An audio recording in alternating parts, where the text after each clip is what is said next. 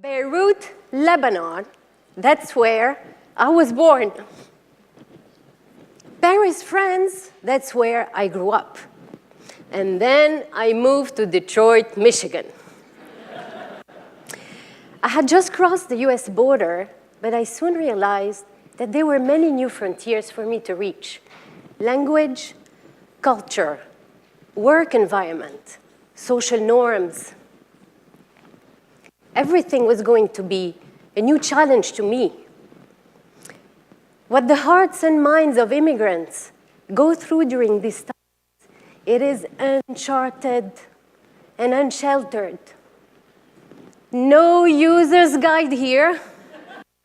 It's just us and the new world. Newlywed and newly moved in, my first steps in the US were a deep plunge into culture shock. At first, it was the language barrier. The English you learn in school is very remote from the spoken American English. My husband's name is Kareem, and one day one of his colleagues calls him K-Dog. K-Dog? Did someone just call my husband an animal? So to get acquainted more with the colloquial English, I went to my local library and rented CDs for speakers of English as a second language, and also accent reduction tapes. It's not to use those muscles you don't use in your mother tongue. Words like rarely are hard for me to pronounce. The R's are too close to each other.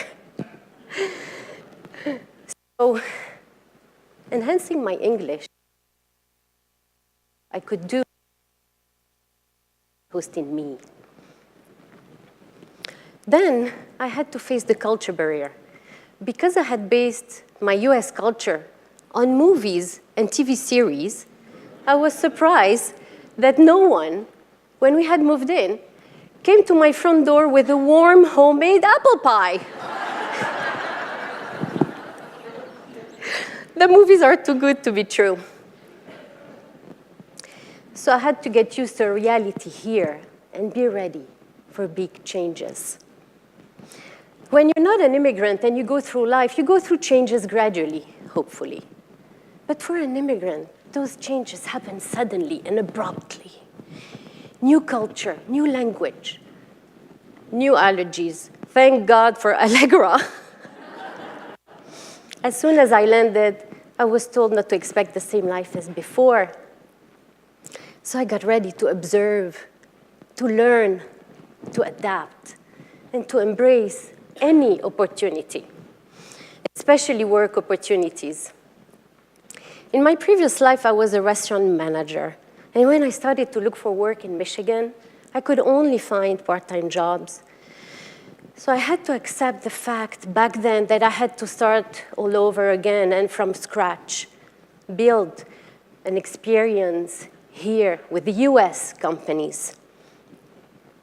Well, building on these experiences and more patience I knew I had, I was finally able to find the full-time job here at UMBC. Again, like in the movies, I always wanted to have a mentor. Somebody who pushes you out of your limits because they know you can achieve more. Mine came in the form of a Kathy, of a Jack, and it all started with a Sadie. They gave me a magic door to something that was finally non-complicated, non-complex. As much as I tried to reduce my accent, it was often picked up, and it led to the most dreaded question, where are you from? So I had to answer my life story. But what I really want to answer is, I am from Lebanon, but I'm also from France. But right now, I am from here. I do not want to be defined by one nationality or by what they think they can encase me in. I am all these nationalities, all these cultures. And one day I'll be more one nationality than the other. A whiny French, generous Lebanese, Professional American.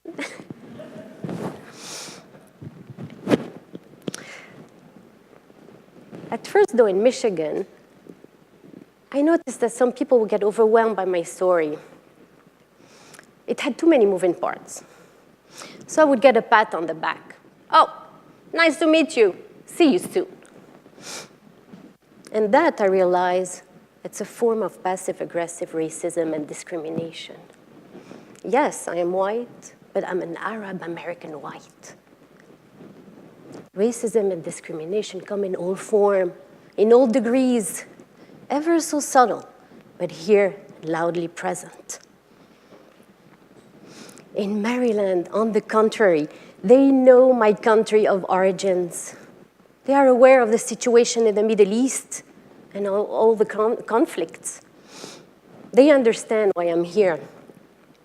I was even told the other day that my life is fascinating. Me fascinating? Certainly not. I would never use this word to define me. But what it did, that word, it gave me a strong sense of inclusiveness. It made me feel okay to have and to hold onto my history. And that, to an immigrant, is so invaluable. It is so invaluable because we do not want to deny or hide our origins. We already feel guilty of leaving everything behind, our parents, our families. And at the same time, we feel so rich and proud of all our heritage, our multilingualism, and all the cultures that have shaped us. So by now, you must be wondering, why did I originally leave my homeland?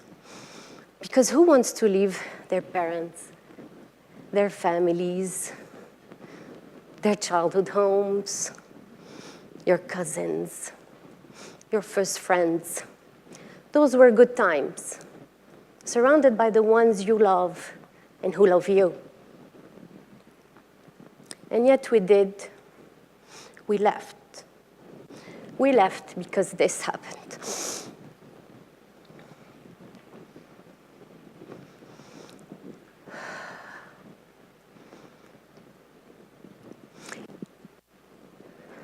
(1975), start of the civil war in Lebanon. When your country cannot provide you with safety, security, job opportunities, you leave. You leave with a heavy heart, with hopes of a better life.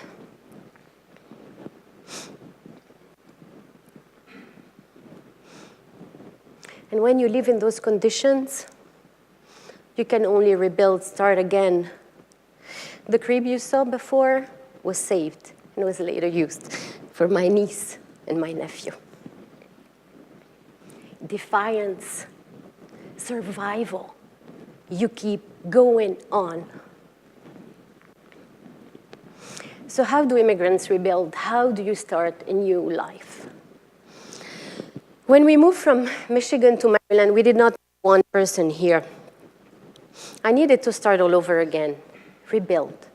New friends, new neighborhoods, new gym. You have to work out here. While I was rebuilding, I can say that at times I felt invisible, lonely. I did not exist. Oh my, was I jealous of those driveways full of cars, meaning there was a party inside with plenty of people, big gathering. So to feel alive, I activated my survival mode, and I signed up for every possible activity, painting, pottery, yoga, or anything I could find on Groupon. And then I met a French lady at the library. And then we joined a Middle Eastern church, where we met a lot of people that led to wonderful friendships outside of church. And then my husband's colleagues took us on our first Maryland crab feast. And we even tried soft-shell crabs. I prefer crab cakes. So by doing all these things, I was trying to recreate mechanically what used to come naturally in my previous life. And that mostly comes in the form of new friendships. When you find yourself in moments where some people get your cultural references, your jokes, where you come from, figuratively and literally, there is no more need for a borrowed identity. You can be your most comfortable self. It is in those little moments that you can recreate the life you want. It is in those little moments that immigrants can feel at ease, can feel at home. Because in these little moments, something has been revived in an immigrant, spoken to his most precious memories. And it has brought unexpectedly a feeling of belonging. Home for immigrants is a feeling of belonging and not a place anymore. So how do immigrants feel in their immigrant's life? How do I feel now? Well, when I'm here, I miss there. And when I'm there, I miss here. I always say that I hate to leave one place, but I always love to get to the other place. When I'm in my homeland now, I feel different. And when I'm here, I always feel, and I will always feel a little off. My life has become a life of duality, and this duality will never go away. Madeleine Albright said, we are all proud of our group identities, but it is what comes after the hyphen that matters most. We are all equal shareholders in the American dream. We do not fear our differences, we embrace them.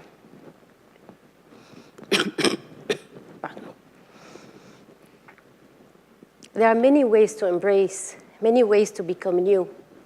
Since I left my country, a multitude of experiences and new nurturing environments have shaped me and helped me recreate a new life. They have helped me transform from French, Lebanese, American to an American version of myself. They have helped me transform from a hyphen to a hybrid.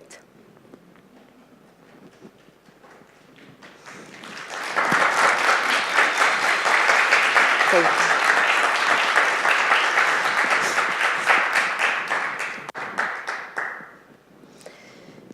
So how about you? Next time you see an immigrant, will you see their courage, their resilience, their sacrifices, their stories, their heartaches? Will you see all the strength it took them to transform from a hyphen to a hybrid? Will you see all the many ways it took them to become new?